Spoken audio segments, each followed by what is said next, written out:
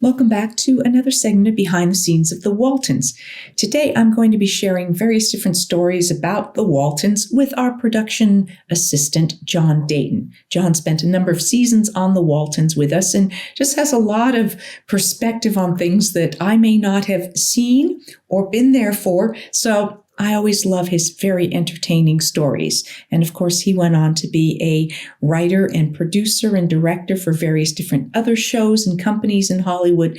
So always a treat to have him. Please welcome John Dayton. Because I was young, I was hanging with the other kids and not necessarily taking the time. You were goofing off, Judy. We could never find Judy. She was always someplace else. She was like over at Culver City. An MGM playing. I have to get in the car, drive down and say, Judy, no, none of that's true. Sorry, Judy. Getting a bad rep here. I was in my dressing room, or I was on the set, or or I was in school. I was not a wander off person. No, we'd hang in the makeup room. We'd hang in one of our dressing rooms. So sometimes it would have to be figure out which dressing room the girls were in or something. Were they in mine? Were they in Cammie's? Were they in Mary's? Or were we in the makeup room? Or well, I know but you kids were so mature about being. I don't remember having to chase any of you, or I don't remember that at all. What I do remember is on the set when we were lit, you guys were there. You were just there and ready to say your lines and then back to school. Mm-hmm. Remember I told you about John Denver? That story about him. Well, you've only got 300 episodes. Can't you pull that memory out? I don't remember if you told me or not. Yeah, I think I did. But I'll tell you again. John was working next door on Oh God. It was his first movie, and they were on stage 25. And I borrowed a production a form from them because I had run out, and so I just ran over and John was standing there, and I said, "Oh, hi," and he said, "Hi. Do you work next door?" And I said, "Yeah."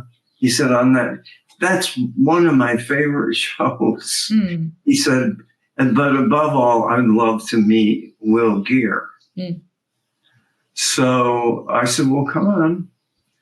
And he came over. He stood in the shadows and watched.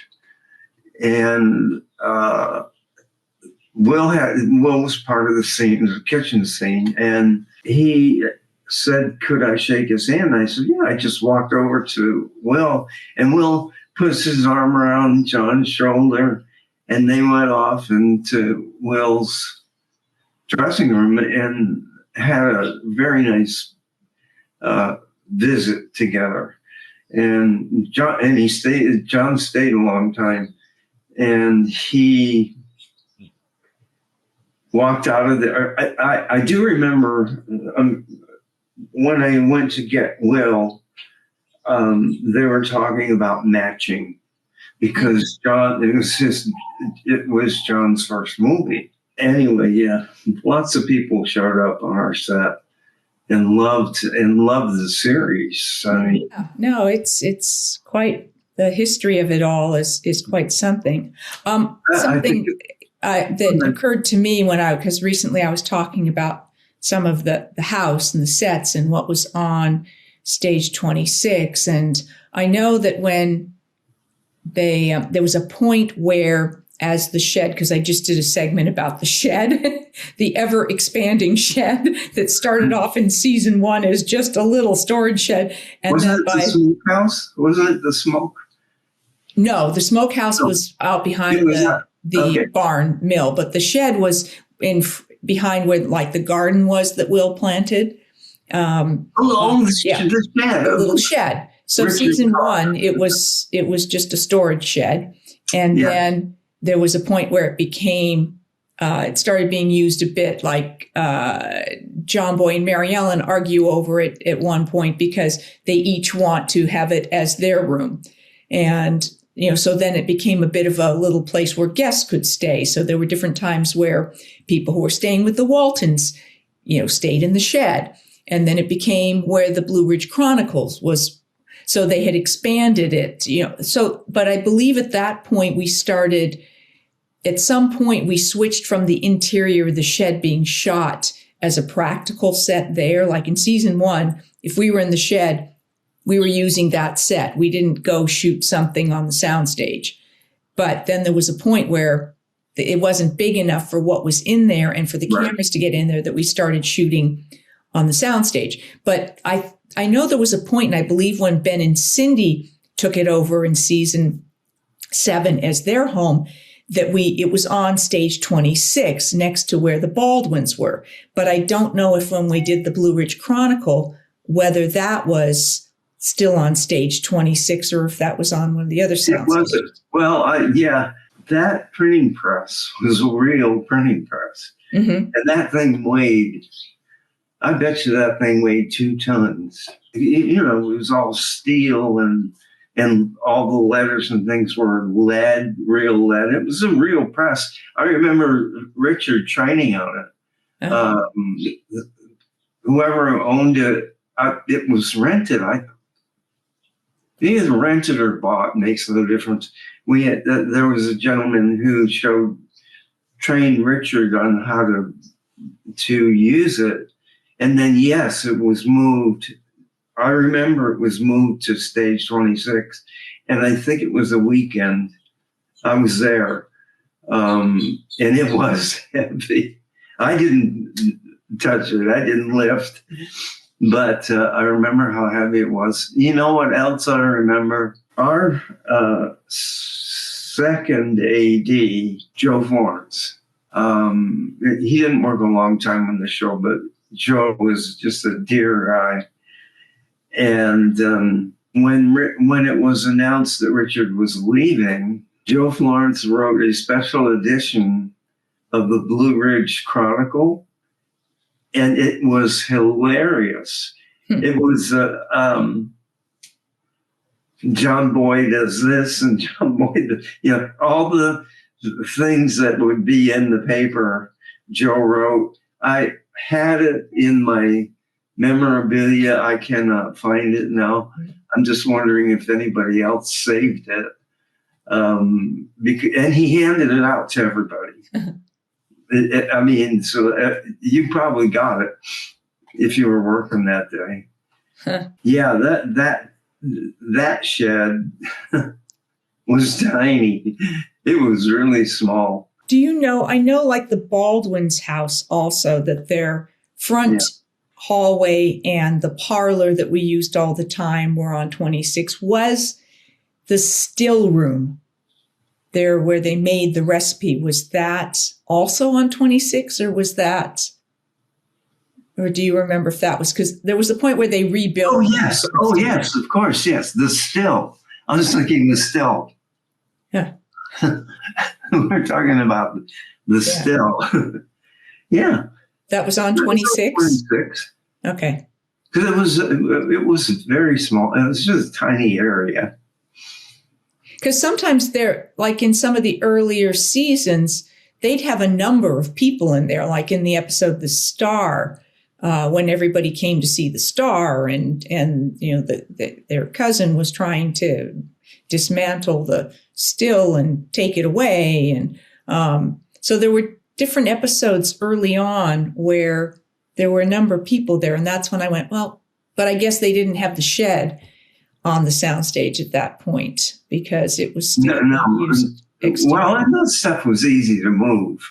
Okay. But that scene you're talking about, that was, I remember that. That was, I'm pretty sure that was stage 26. Okay. Because our swing sets, it could have even been, as she faced the kitchen, it could have been on the other side because that wall, that kitchen wall, was easy to move. I don't remember any sets ever being put back there. I just remember them all being anything additional Well, because we had 26 was divided in half. Remember, there was A and B, so you could have two shows shooting at the same time on the same stage. A and B. If you go back. No, I mean, because I only ever remember it being one sound And stage. 25 was the same way. I mean, you could go out, you could come in the front door of 26, which was where the schoolhouse was, right? Like where our practical schoolroom was on one side of stage 26. And if you went out the back, you went out and you were right by the greens department and where the bathrooms were and stuff like that. So it wasn't divided front to back, and it wasn't divided side to side because... Not permanently. Oh, you mean before our show came on? Because it was open up as one big soundstage the entire time I worked on it. Well, I remember working on a show where... I'm right. I'm just saying from the 9 years I spent working on stage 26, it was one big soundstage, and we had all of the interior, kitchen, living room, bedrooms, attic, all of that was on there. And then there was Ike Godsey's store interior, and there was the Baldwin sisters, foyer and parlor, and then I guess still room, and later on the shed. Sometimes they'd put some other set there.